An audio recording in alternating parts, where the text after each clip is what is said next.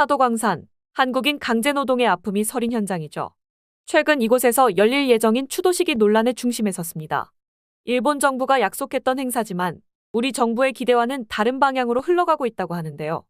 자세히 알아보겠습니다. 먼저 이번 추도식은 일본 사도섬 지역단체들로 구성된 시행위원회가 주최한다고 밝혔습니다. 일본 정부가 주최할 것으로 기대되던 행사였지만 민간 주최로 격이 낮아졌습니다. 게다가 행사 이름은 사도광산 추도식으로 정해졌는데요. 광산에서 일한 모든 노동자를 추모한다는 취지일 뿐 강제노역에 대한 사과나 반성은 포함되지 않았습니다.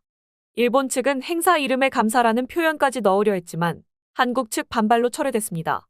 이는 강제노동의 의미를 희석하려는 시도로 보입니다. 이번 추도식에는 사도광산에서 강제노역을 한 한국인 피해자의 유가족 10여 명이 참석할 예정입니다. 그런데 이들의 참석 비용은 주최 측이 아닌 우리 정부 예산으로 부담됩니다. 전문가는 피해자를 위한 행사라면 일본 정부가 주최하고 비용도 부담하는 게 맞습니다. 하지만 이번 사례는 일본 정부가 약속을 이행하지 않았다고 볼 수 있습니다. 라며 일본 정부를 비판했습니다.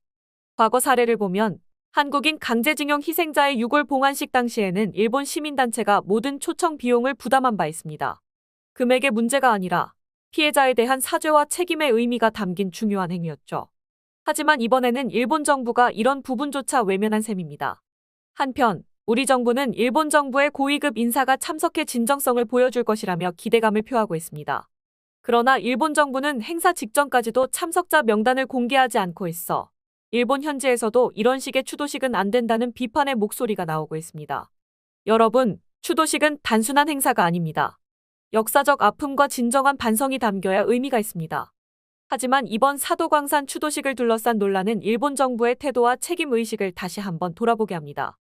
과연 이번 행사가 강제노역 피해자와 유가족들에게 위로가 될 수 있을까요? 여러분의 생각은 어떠신가요? 여러분의 생각을 댓글로 남겨주세요.